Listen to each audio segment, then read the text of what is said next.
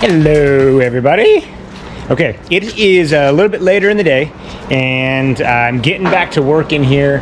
I did a ton of drywall last night, just was feathering stuff in, making all the walls a little bit nicer. Let me turn this AC swamp cooler off.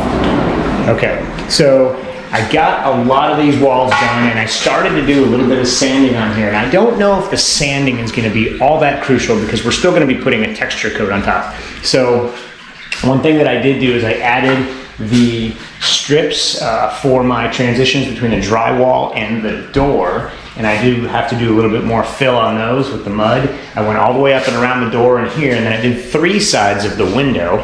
And you're probably wondering why I only did 3 sides, because I ran out of mud. And so I can't do any more at the top, nor can I work on finishing all of this and this edge. So I have to go buy some more mud. I have to go visit the store, bring home another bucket, and then I'll be able to completely finish the inside of this thing. Now, one thing that I did do is I installed all of the outlets. So those are all done. Every one of them, all the way around, all 9 outlets are done. All the way down to that one right there. So now that those are done, I can technically I can go ahead and put the breakers in and power this bad boy up. Now, I'm gonna do something first before I do that. I'm gonna install the lights. Now I marked all the light locations. There's 4 of them.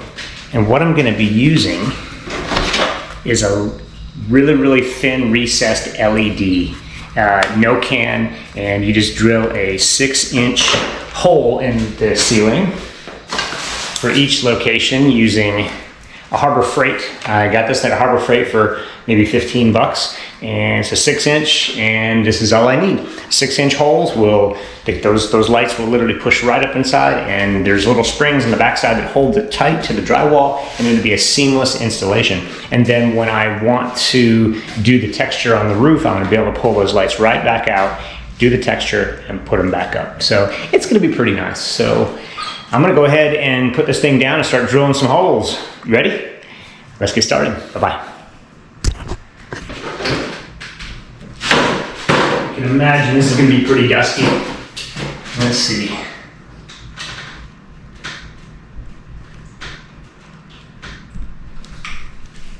Find my center point right there.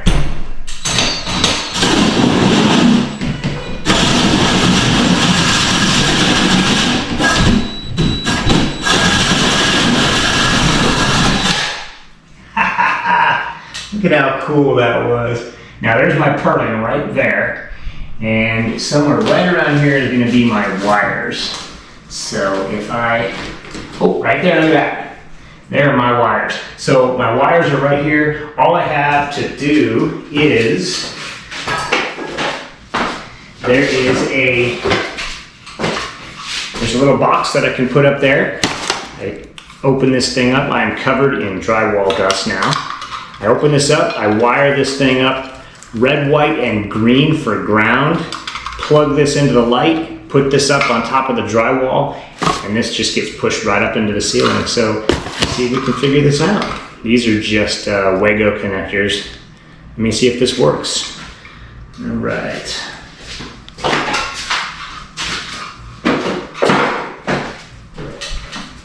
These are kind of short. Let's see if we can make this happen.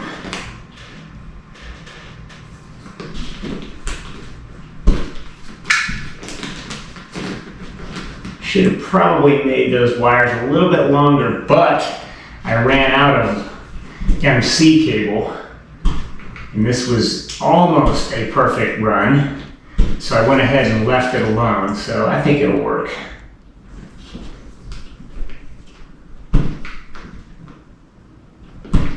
Some people say you shouldn't strip wire with wire cutters, and there is some truth to that because you do kind of crimp the wire a little bit. You do a little bit of damage to those wires. Now I'm going to be able to push those in. Ooh, here is an interesting thing though. I do not have connectors to go on here to keep those from rubbing, so I might just put those in now. And I'm gonna have to do this a little bit later. I don't have any bushings to go in there unless one of these other ones work. Let's see what I can find here in my nifty bag of tricks. Let's see what I have left over. What do I have left over? I wonder if those will work.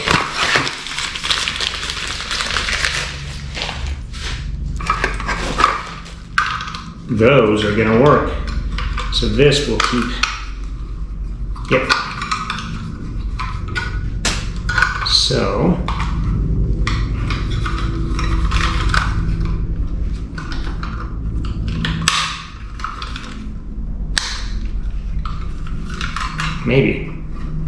maybe it'll work. Where is,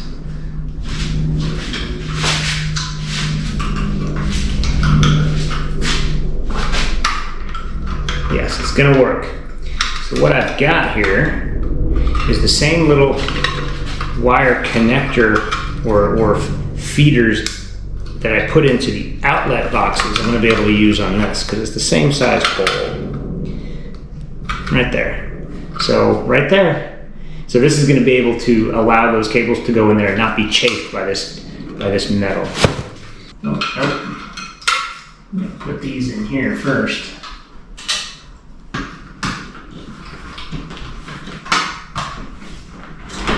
So technically I can push this into the wall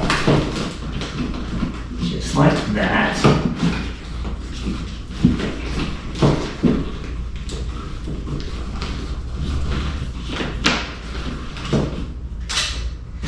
Then I get my little light.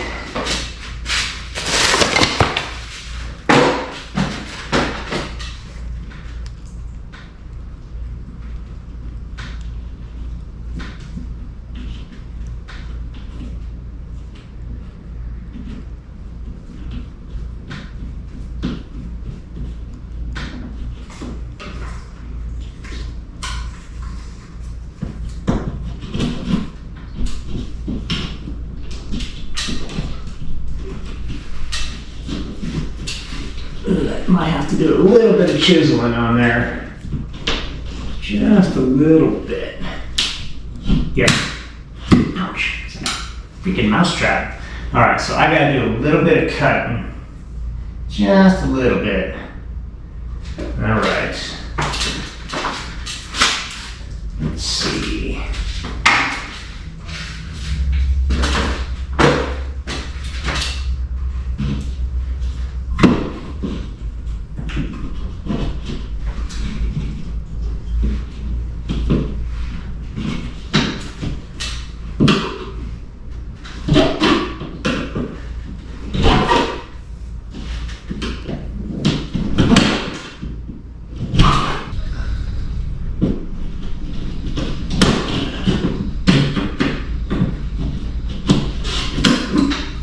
Probably need to do. Just do a little bit of wiggling around there.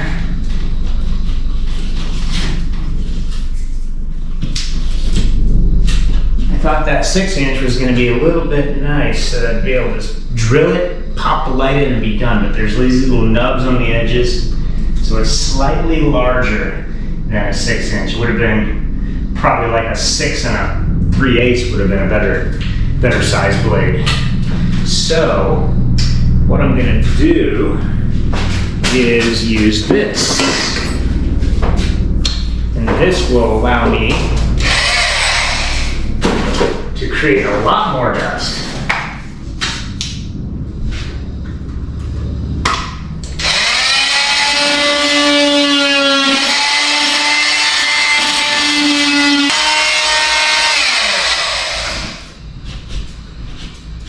Now let's see what happens.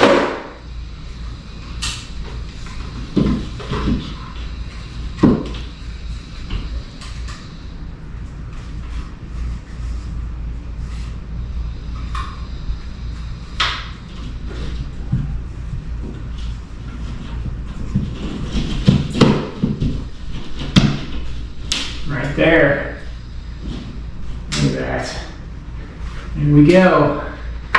That wasn't too terrible. Just a few minutes for each one. So I got 4 of those to do.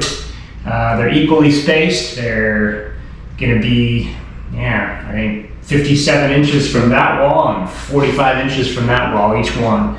So we're looking pretty good. All right, we got 3 more to go.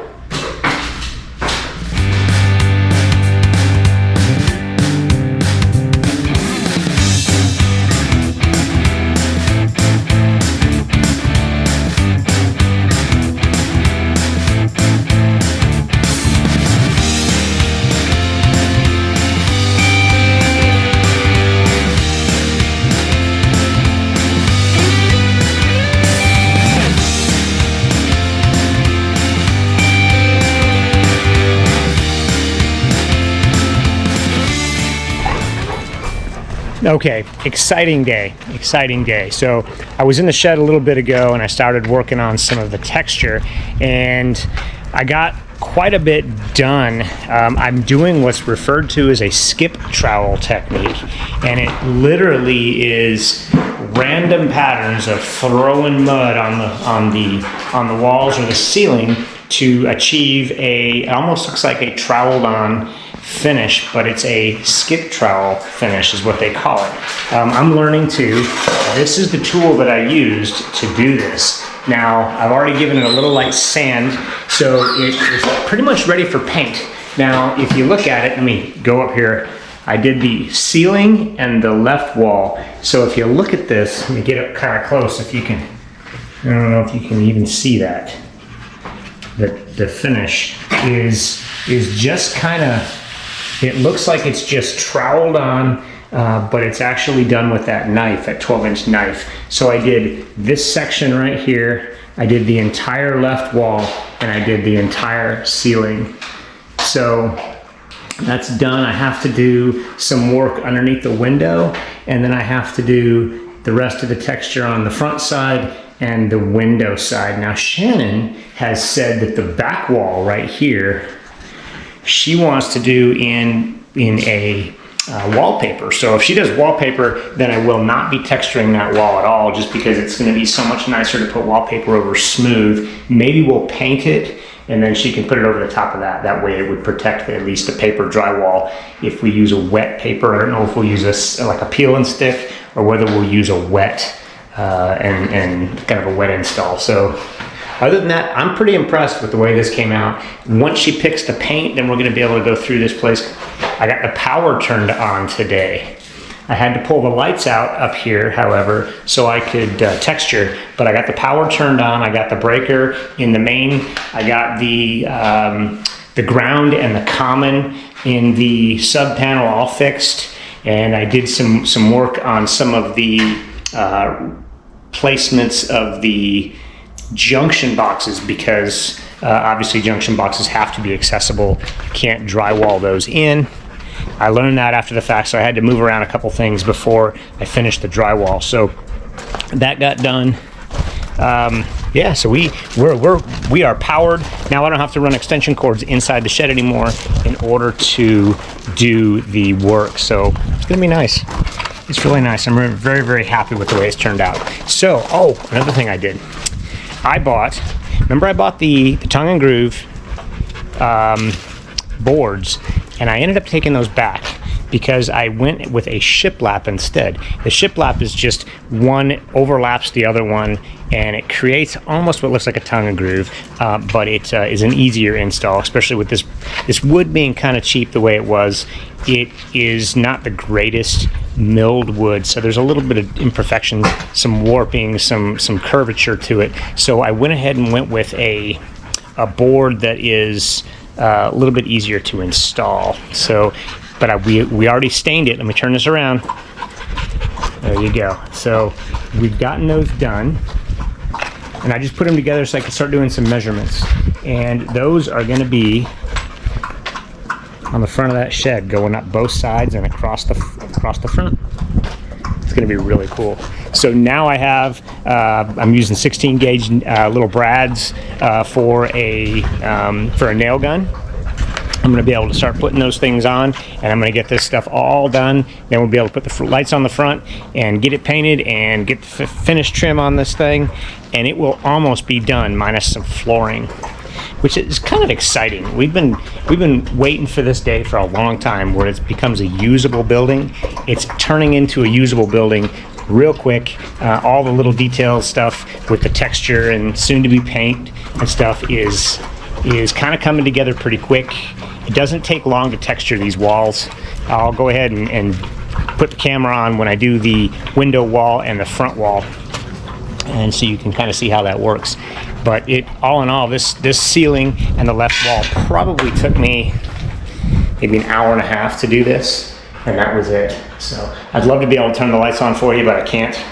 Actually, yes, I could. Hold up. Look at this. All I have to do is plug this in right here. If I could, let me put the camera down. Hold up. Let's see. Can you still see me? I think you can. Yeah, right there. Okay, so, oh boy, big stretch. Okay, there we go. So, now, here we go. Look at that, she's on. All right, that is big, that's monumental. Now I can go ahead and put the rest of them in, and then we can just pop them out when we paint. And they're pretty quick, easy in and out. So it's gonna be really nice to have these things in here. So this is becoming a usable building. I'm so excited. I hope you've had a lot of fun watching this process. It's been seems like it's just, all of a sudden, it's a done building. From the time that the slab was poured, and now it's just done. And obviously it's not the truth. It's taken months to get to this point, but I'm very happy with the way it's turned out. So hope you're enjoying it. Thanks for watching. Thanks for watching the update, and we'll talk to you soon. Bye-bye.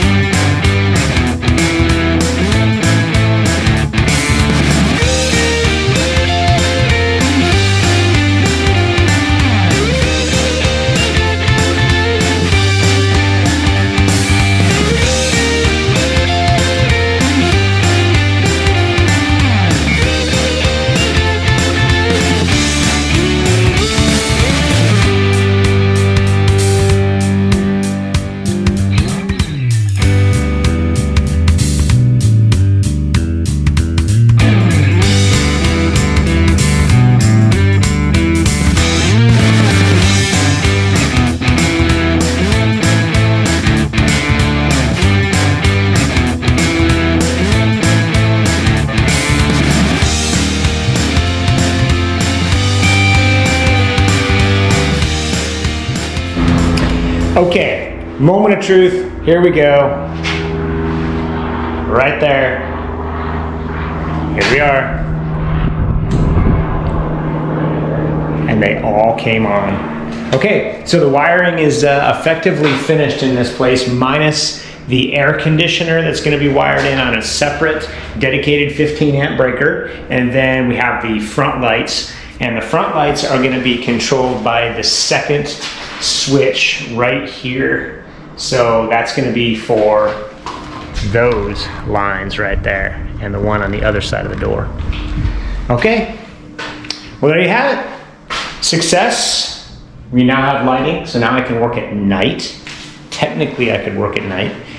And then I have to texture that wall, the window wall, and this wall, and then we can paint. Then we can do flooring, then we can do the AC. Then we'll be done. Great. Anyway, thanks for watching. Hope you had a good time. Hope you learned something.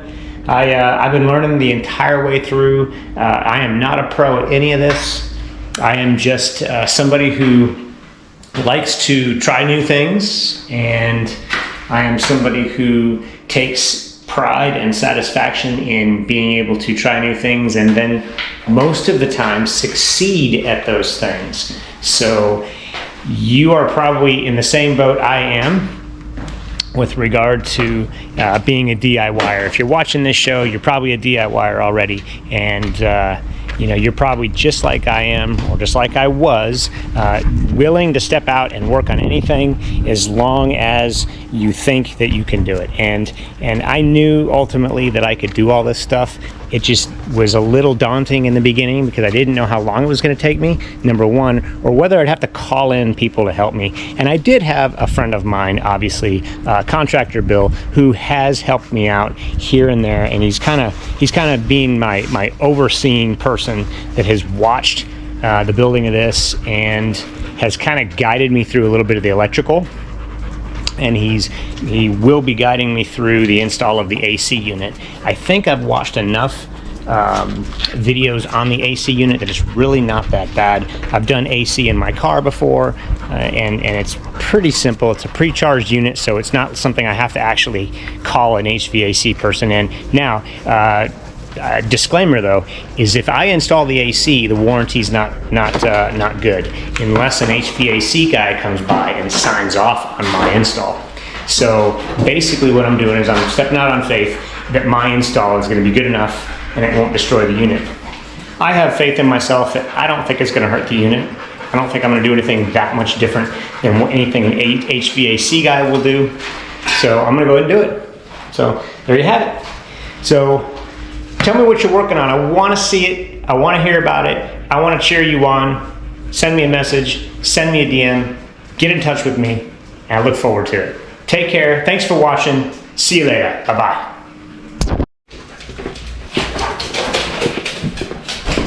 Crazy dogs. Okay.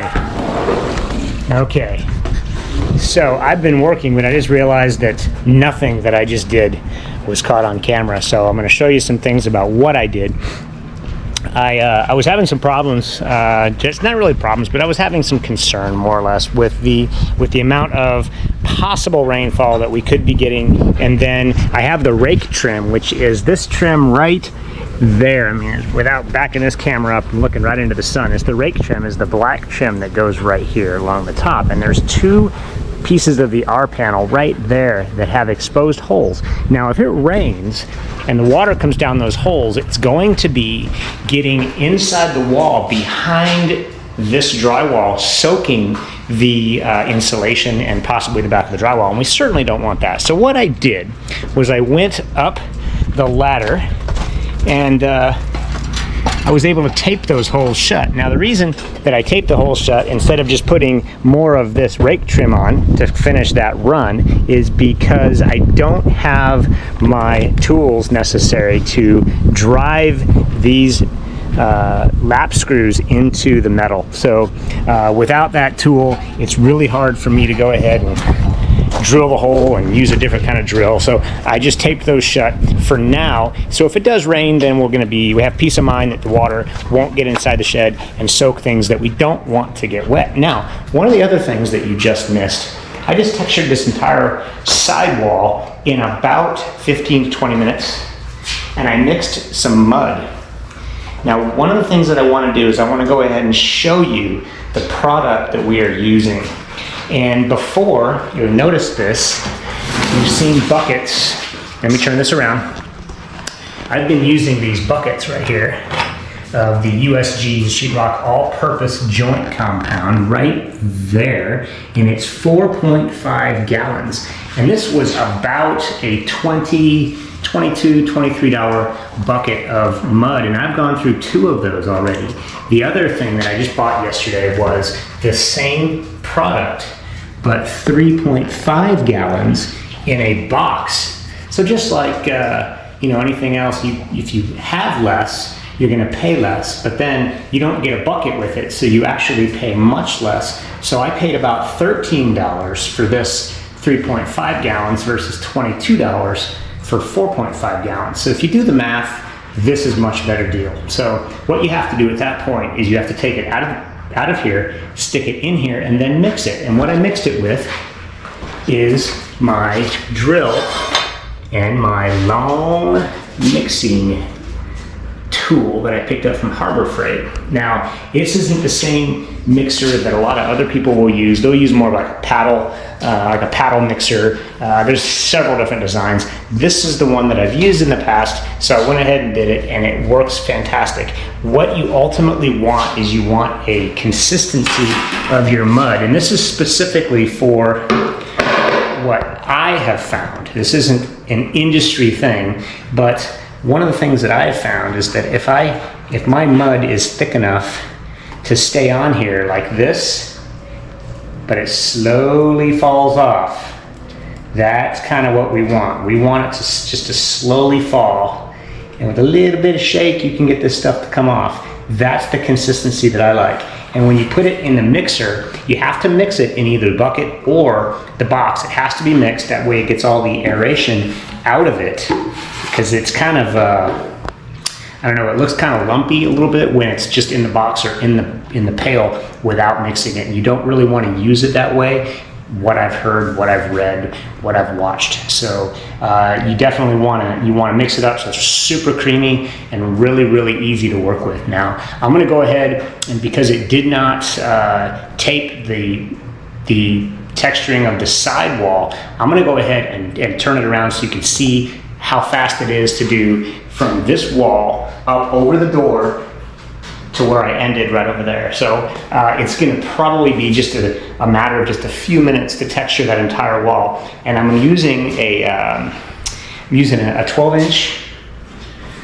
It's a Marshalltown 12-inch Durasoft knife, and it's an easy texture to do. I'm going to show you how easy it is. And one of the things that I watched somebody do online was they did what's called banding. And the banding is where they will go around and they will hit the edges of everything. That way, when you finish, you're gonna have, because I've done the roof and I've done this wall, that is a nice, even seam all the way across that I can then paint. If I do the roof in white and different color walls, you'll have a really nice transition. So another thing that you can do, and it's kind of a cheat, is you can use a little bit of caulking that's paintable, and you can fill any low spots in those seams where the walls and the ceiling come together, and you can fill those with caulking. And that also gives you a really nice area where you can get a crisp line between the ceiling paint and the wall paint. So that's another trick. So I'm gonna go ahead and get started, put the camera down, and you can see how fast this texture actually goes up. There we go. Enjoy it. Bye-bye. Okay, so I got a natural bend right here in my knife. I don't think you can even see that, but I can see it. So one of the things that I do is I tend to use the side of my knife that won't dig into the wall on the corners. Then you get a smoother result. So it's actually this side, not this side. So that's the, I mean, you're gonna be able to look at your knife, and you're gonna be able to see that natural bend. You want to use the bend that goes away from the wall.